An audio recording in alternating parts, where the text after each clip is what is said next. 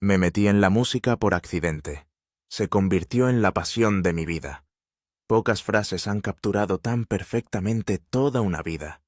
Esas simples palabras pronunciadas por el propio Clive Davis se convirtieron en el silencioso resumen de una de las carreras más influyentes que jamás haya presenciado la industria del entretenimiento.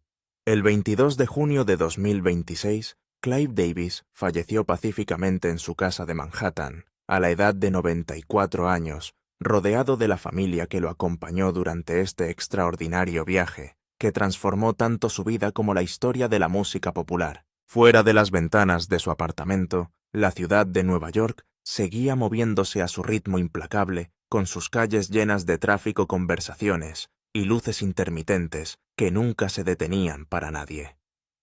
En el interior, sin embargo, una era llegó silenciosamente a su fin. El hombre cuyos instintos habían dado forma a las voces, las canciones y las carreras que definieron. Generaciones había desaparecido dejando tras de sí un silencio que parecía imposible de medir. Había sobrevivido a revoluciones industriales, angustias personales, controversias públicas, batallas corporativas e innumerables cambios en la cultura popular, pero de alguna manera su influencia nunca disminuyó. Lo que Clive Davis dejó atrás fue mucho más que premios, riqueza o títulos profesionales. Dejó un legado musical extraordinario que se extendió a lo largo de más de 6 décadas, una fortuna construida a través de una visión notable y una familia cuya sentida declaración reflejó no solo la pérdida de un ejecutivo legendario, sino también de un devoto padre, mentor y amigo.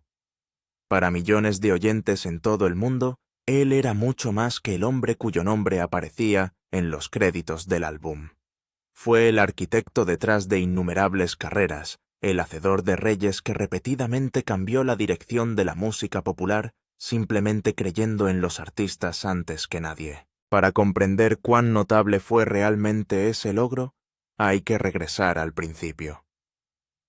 Clive J. Davis nació el 4 de abril de 1932 en Brooklyn, Nueva York, y creció en el vecindario de Crown Heights, junto a sus padres Herman y Florence Davis. Su padre trabajaba como electricista y vendedor ambulante de corbatas, mientras que su madre se dedicaba a la familia.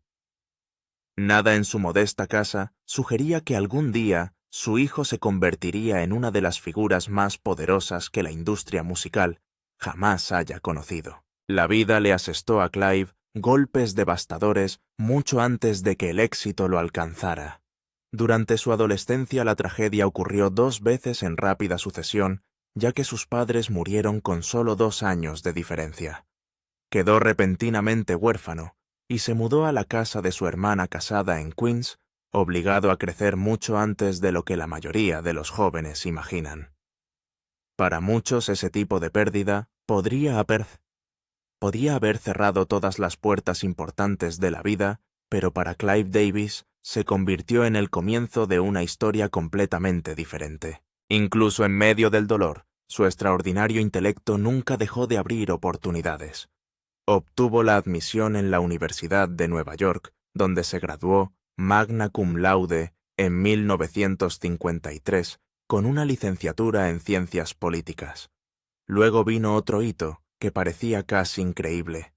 El joven que recientemente había perdido a ambos padres obtuvo una beca completa para la Facultad de Derecho de Harvard, lo que demuestra que la determinación a veces puede superar circunstancias que parecen imposibles. Harvard se convirtió en otro punto de inflexión en una vida ya marcada por la resiliencia.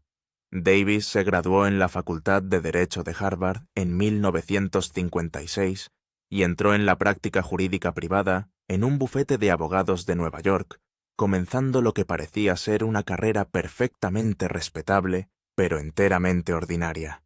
En ese momento, nada sugería que alguna vez se asociaría con la música.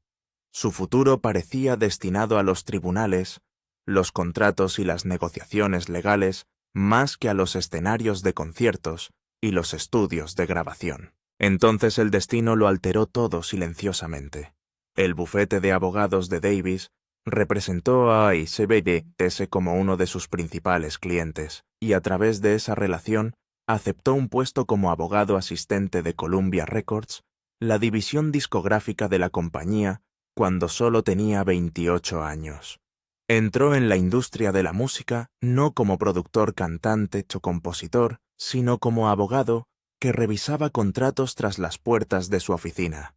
Lo que parecía una tarea legal de rutina, finalmente se convertiría en uno de los cambios profesionales más importantes en la historia del entretenimiento. Su ascenso dentro de Columbia Records se produjo a una velocidad asombrosa.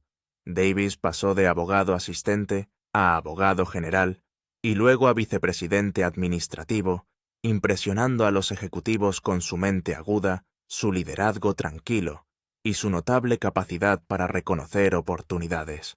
En 1967, con solo 35 años, se había convertido en presidente de Columbia Records, uno de los sellos discográficos más grandes e influyentes del mundo.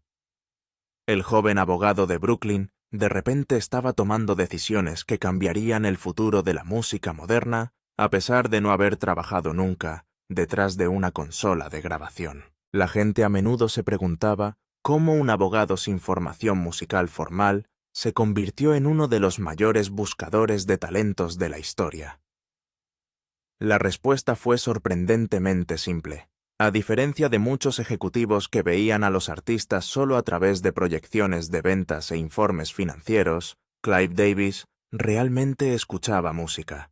Escuchó con total atención buscando emoción, originalidad y esa cualidad imposible que separa a un intérprete memorable de una superestrella única en una generación. Los conocedores de la industria finalmente comenzaron a referirse a su regalo como una oreja de oro.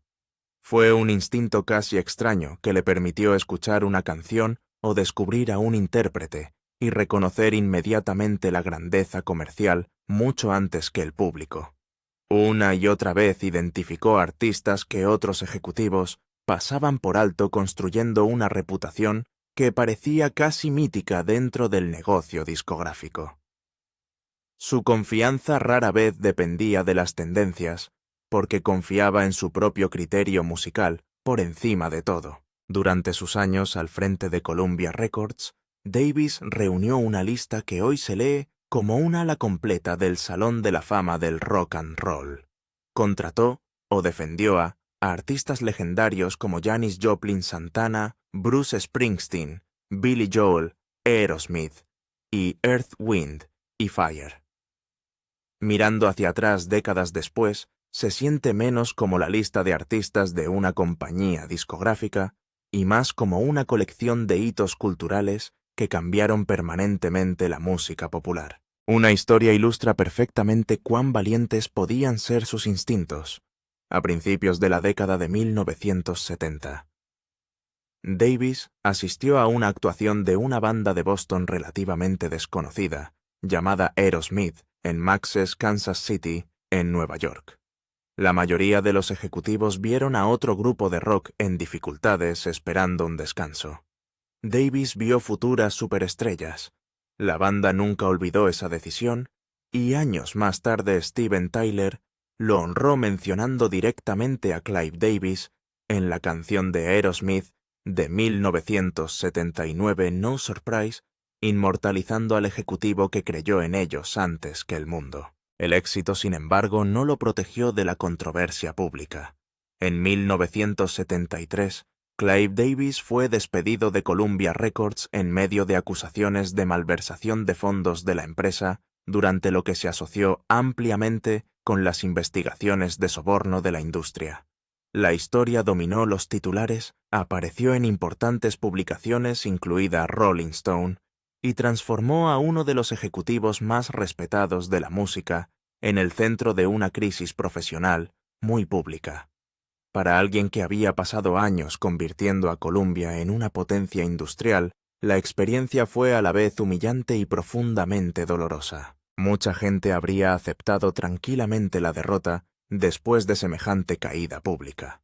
Volver a la abogacía o aceptar un cómodo puesto de consultor habría parecido el camino más seguro y sencillo a seguir.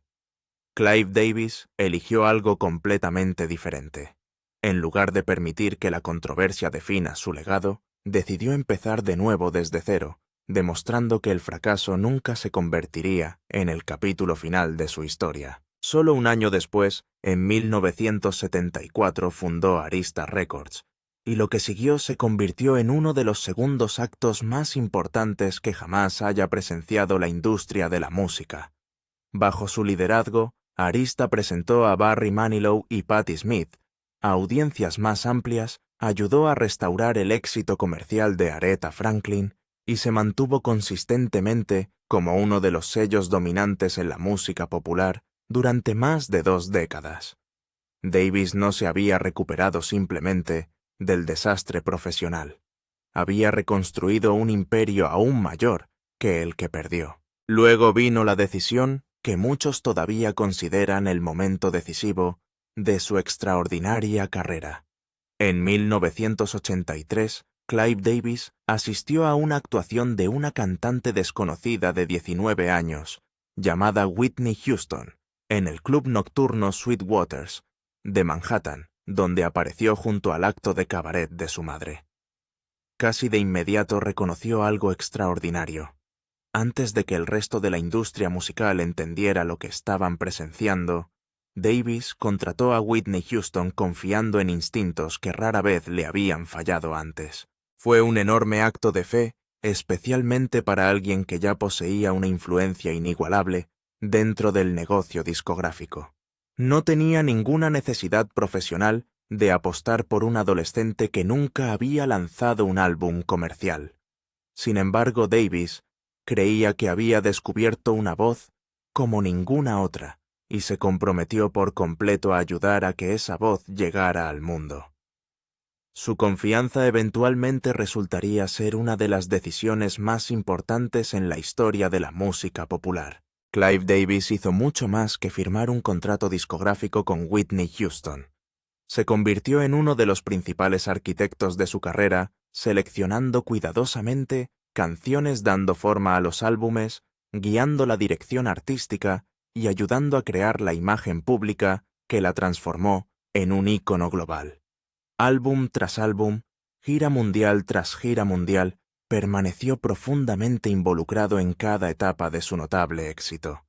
Bajo esa asociación, Whitney Houston vendió más de 200 millones de discos en todo el mundo y aseguró su lugar entre las mejores vocalistas de todos los tiempos. Su relación evolucionó gradualmente hasta convertirse en algo mucho más profundo que una asociación comercial tradicional. Davis siguió siendo una de las confidentes profesionales más cercanas de Houston a lo largo de su carrera, apoyándola tanto durante los triunfos como en las luchas personales. Cuando ella murió trágicamente en 2012, él lamentó no solo la pérdida de un artista, sino también el fallecimiento de alguien en quien había creído desde el principio. Su historia se había vuelto inseparable. Su conexión con Whitney Houston se mantuvo fuerte incluso después de su fallecimiento. En 2022, Davis trabajó como productora de la película biográfica Quiero bailar con alguien, asegurándose de que su vida y su extraordinario talento se presentaran con honestidad y respeto. El actor nominado al Oscar Stanley Tucci interpretó a Davis en la película, capturando la tranquila determinación del ejecutivo que ayudó a dar forma a una de las mejores carreras en la historia de la grabación. Incluso décadas después de descubrir a Whitney por primera vez, Clive Davis seguía ayudando a contar su historia. Sorprendentemente, su apetito por descubrir talentos nunca se desvaneció. En 1989, cofundó La Face Records junto a L.A. Reid y Kenneth Babyface Edmonds, creando un sello que dominaría el R&B y el pop durante los años 1990 y principios de los 2000. Artistas como TLC, Toni Braxton y Usher se convirtieron en voces definitorias de su generación bajo el lema de La Face, demostrando una vez más que Davis poseía una capacidad inigualable para reconocer la grandeza duradera antes que nadie. Cuando finalmente dejó Arista la jubilación, nunca pasó por su mente. En cambio, lanzó J Records en 2000 nombrando a la compañía, con el nombre de la inicial de su segundo nombre J, una letra compartida por cada uno de sus 4 hijos, lo que hizo que el sello fuera profundamente personal desde el principio. A través de J Records, presentó Dalcha Case al mundo, y al mismo tiempo revitalizó las carreras de leyendas establecidas como Luther Vandross y Rod Stewart. Incluso, cuando la industria musical se transformó a su alrededor, Clive Davis continuó dando forma a su futuro con la misma extraordinaria confianza que había definido su carrera durante décadas. El reconocimiento siguió naturalmente. En 2001, a los 68 años, fue nombrado el ejecutivo de A&R número 1 del mundo, un honor que reflejaba no solo su inigualable éxito comercial, sino también su extraordinario don para descubrir artistas que dejarían huellas permanentes en la historia de la música. Para entonces, Clive Davis ya no era simplemente un ejecutivo que trabajaba entre bastidores. Se había convertido en una de las figuras más respetadas, influyentes y duraderas que el mundo del entretenimiento había conocido jamás, un hombre cuyos instintos cambiaron para siempre la banda sonora de innumerables vidas. Pero ¿cómo se tradujo exactamente todo eso en una fortuna de 850 millones de dólares? Entremos en el dinero, la fortuna de la que proceden 850 millones de dólares. Mire cuando la gente dice que Clive Davis dejó una fortuna asombrosa. No están exagerando. Según Celebrity Net Worth, su patrimonio se estima en 850 millones de dólares. Algunas fuentes lo sitúan aún más alto, más cerca de 900 millones de dólares. Y sí, la carrera musical fue la base. Pero esta fortuna se construyó en capas. Comience con lo obvio. Décadas de salarios y bonificaciones para ejecutivos en algunas de las discográficas más importantes del sector. Davis fue presidente de Columbia Records, fundador, y presidente de Arista Records, presidente y director ejecutivo de RCA Music Group, y director creativo de Sony Music Entertainment. Cada uno de esos roles vino con importantes paquetes de compensación a lo largo de varias décadas. Estamos hablando de una carrera que se extendió desde 1960 hasta el final de su vida a los 94 años. Luego está la equidad. Cuando encuentras un sello discográfico que se convierte en una potencia, normalmente tienes acciones en él. Arista Records no era solo un trabajo para Davis, era su empresa. El beneficio financiero solo por eso es enorme. Pero aquí es donde mucha gente se sorprende. Clive Davis también fue profundamente estratégico con respecto a su dinero fuera de la música. Formó una colección de arte que incluye obras de Pablo Picasso, Marc Chagall y Andy Warhol. Los expertos en arte han estimado que su colección supera los 100 millones de dólares por sí sola. And unlike cash in a bank account are only appreciates over time. Real estate was another pillar. Davis owned a stunning Park Avenue duplex in Manhattan, one of the most expensive zip codes on the planet. También tenía una propiedad en Pound Ridge, Nueva York, en el condado de Westchester. Y más allá de sus propiedades personales, fundó Park Royal Capital, su propia firma de capital privado, centrada en bienes raíces comerciales, con una cartera de casi 2.000 unidades en comunidades de viviendas multifamiliares. El hombre no se quedó sentado con sus ganancias musicales. Estaba aumentando activamente su riqueza mediante inversiones inteligentes. Y luego están los ingresos por publicaciones y regalías. Cuando has pasado 6 décadas dando forma a las carreras de artistas que han vendido colectivamente cientos de millones de álbumes, los flujos de regalías asociados a esos catálogos son significativos y continuos. Estamos hablando de música que la gente todavía transmite licencia para comerciales, muestra de nuevos discos y descubre por primera vez todos los días. Esos ingresos no se detienen, se agrava. Para un hombre con la plantilla de Clive Davis, la cola financiera de esa música es esencialmente interminable. Pero detrás de todos los números, los bienes raíces y la colección de arte Había algo que Clive Davis valoraba por encima de todo. Y sinceramente, es lo que hace que esta historia sea diferente. La familia que construyó, a pesar de todo el brillo de las fiestas de los Grammy y las relaciones industriales de miles de millones de dólares. Clive Davis era, según todos los indicios, un devoto hombre de familia. Estuvo casado 2 veces, primero con Helen Cohen, de 1956 a 1965, y luego con Janet Adelberg de 1965 a 1985. Ambos matrimonios terminaron en divorcio, pero esas relaciones le dieron 4 hijos. Y esos 4 niños eran el centro de su mundo.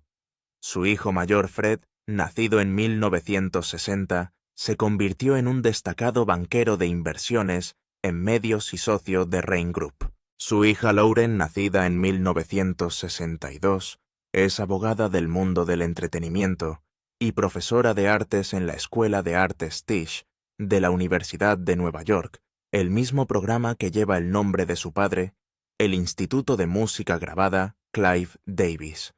Su hijo Mitchell, nacido en 1970, se convirtió en ejecutivo de entretenimiento y promotor de conciertos. Y su hijo menor, Doug, nacido en 1974, se convirtió en ejecutivo musical y productor discográfico, ganador del premio Grammy, siguiendo directamente los pasos de su padre. Como se mencionó anteriormente, Davis incluso nombró a su sello JHR Records por la inicial del segundo nombre que compartió con sus 3 hijos. La familia no solo era importante para él, estaba entretejido en todo lo que construyó. También fue un abuelo increíblemente cariñoso con sus 8 nietos, e incluso vivió para ver la llegada de 2 bisnietos. En un mensaje de cumpleaños de 2021, escribió que estaba pasando su cumpleaños con sus hijos y nietos, y que estaba a punto de darle la bienvenida a su primer bisnieto.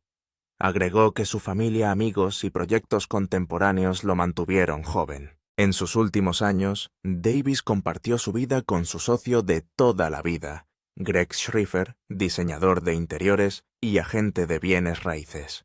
La pareja dividió su tiempo entre el dúplex de Davis, en Park Avenue, en Manhattan, y su finca en Pound Ridge, Nueva York. Davis salió públicamente como en sus memorias de 2013, The Soundtrack of My Life, abriendo una conversación más amplia sobre la identidad y la autenticidad a cualquier edad. Cuando Davis falleció el 22 de junio de 2026 a los 94 años en su casa de Manhattan, la familia emitió un comunicado que lo decía todo. Sus hijos escribieron para el mundo: nuestro padre era la leyenda icónica de la música, cuya visión, instintos y búsqueda incesante de la excelencia dieron forma a la banda sonora de innumerables vidas. Para su familia, Clive era papá, y abuelo, la presencia constante en el centro de nuestras vidas, la fuente de sabiduría, fortaleza, aliento y amor incondicional. Continuaron a lo largo de cada capítulo de su notable vida. La familia siguió siendo el mayor orgullo y la alegría más profunda de Clive.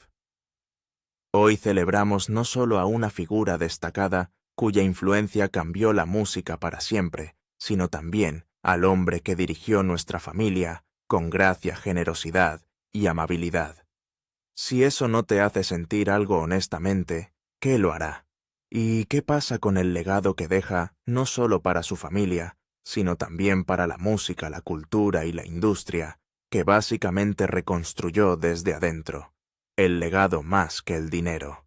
Esto es lo que pasa con la fortuna de $850 millones de Clive Davis. Casi no viene al caso porque la verdadera moneda con la que negociaba este hombre era la influencia. Y en ese frente las matemáticas son casi incomprensibles. Pensemos en los artistas a los que dio forma directamente: Janis Joplin, Santana, Bruce Springsteen, Billy Joel, Aerosmith, Tierra, Viento y Fuego, Barry Manilow, Aretha Franklin, Whitney Houston, Alicia Keys, TLC, Toni Braxton, Usher, Luther Vandross, Rod Stewart, Pink Floyd. Estos no son solo artistas, son la banda sonora de múltiples generaciones de la vida estadounidense. Y Clive Davis tenía sus huellas dactilares en todo ello. Lo que hizo que Davis fuera especialmente notable fue su capacidad para mantenerse a la vanguardia durante más de 60 años. La mayoría de los ejecutivos musicales dominan una época y luchan por adaptarse cuando los gustos cambian. Clive Davis de alguna manera siguió reinventándose junto con la industria. Ya fuera rock soul, R&B pop o música contemporánea, demostró repetidamente que sus instintos no estaban ligados a una tendencia, estaban atados al talento. Ganó 5 premios Grammy, incluido el Grammy Trustees Award y el Grammy Lifetime Achievement Award. Fue incluido en el Salón de la Fama del Rock and Roll en 2000 como no intérprete, lo cual es uno de los reconocimientos más raros y significativos que la industria puede otorgar. Tienes que ser considerado verdaderamente transformador para entrar al Salón de la Fama sin ni siquiera tocar un instrumento. También invirtió dinero y energía en la educación musical. En 2002 donó $5 millones a la Escuela de Artes Tisch de la Universidad de Nueva York para establecer un programa de música. Donó otros $5 millones en 2011 y el programa pasó a llamarse Instituto Clive Davis de Música Grabada en su honor. Ese programa ha capacitado a generaciones de profesionales de la industria musical y su legado literalmente ha enseñado la próxima ola de la industria que él ayudó a crear. Su gala anual previa a los Grammy, que fue anfitrión durante décadas, fue una de las invitaciones más codiciadas en el mundo del entretenimiento. Estrellas, ejecutivos, políticos, celebridades de todos los rincones de la industria, todos querían estar en esa sala. No fue solo una fiesta, fue una declaración. Si Clive Davis te invitó, significó algo. Si te presentó desde el escenario, más aún. La gala se convirtió en su propia especie de institución, una noche en la que la industria musical se reunía, no para repartir trofeos, sino simplemente para estar en presencia del hombre que la había moldeado. En 2025, Davis organizó la edición del 50 aniversario del evento, que también sirvió para recaudar fondos para los herederos de la música, tras los catastróficos incendios forestales de Los Ángeles. Incluso a los 92 años, él seguía siendo a quien todos venían a ver. En su evento más reciente de los Grammy, el expresidente Barack Obama apareció a través de un video tributo y reflexionó sobre el impacto de Davis en la música. Fue un momento que capturó algo esencial sobre quién era Clive Davis, un hombre lo suficientemente poderoso como para atraer a un expresidente a su partido, pero cuyo verdadero legado vivía en las canciones, no en la celebridad. Documentó su vida y su filosofía en sus memorias. The Soundtrack of My Life, publicadas en 2013, un libro en el que también se declaró bisexual públicamente, abriendo una conversación cultural más amplia sobre la identidad y la autenticidad a cualquier edad. También fue el tema del aclamado documental Clive Davis, The Soundtrack of Our Lives, que brindó al público una rara mirada íntima a la mente detrás de la música. Ambos son una visualización esencial para cualquiera que quiera comprender cómo se construyó realmente la industria de la música moderna, no solo los éxitos, sino también la visión, el riesgo y el impulso implacable que impulsó todo. Y a pesar de todos los escándalos, los despidos, los regresos, los desamores, los triunfos, Clive Davis permaneció en la mesa, todavía trabajando como director creativo en Sony Music Entertainment, hasta bien entrados los 90 años todavía, el que todos querían impresionar, todavía el hombre cuya aprobación significaba algo. En una industria que devora a las personas y las descarta antes de que cumplan 50 años, Clive Davis seguía siendo relevante, seguía siendo influyente y seguía trabajando a los 94. Eso por sí solo te dice todo lo que necesitas saber sobre quién era. Ese es un legado que ninguna cantidad de dinero puede capturar por completo. Ahí lo tienen la vida extraordinaria, la asombrosa fortuna y la historia profundamente humana de Clive Davis. De un adolescente sin nada en Brooklyn, cuyos padres se fueron antes de terminar la escuela secundaria, a un hombre con un valor de casi $1.000 millones, que ayudó a escribir la banda sonora de toda la era moderna de la música, deja atrás 4 hijos consumados, 8 nietos, 2 bisnietos, una pareja que lo amaba y un mundo de música que suena como suena porque él estaba en él. Nada mal para un abogado de Queens. Si esta historia te conmovió, si aprendiste algo nuevo hoy, o si simplemente tienes un nuevo aprecio por el hombre detrás de algunas de tus canciones favoritas. De todos los tiempos, presiona el botón me gusta y suscríbete para nunca perderte una historia como esta. Y deja un comentario a continuación. ¿Qué descubrimiento del artista de Clive Davis crees que fue el más significativo? Whitney Houston, Bruce Springsteen, Alicia Keys. Hablemos de ello. Nos vemos en la próxima.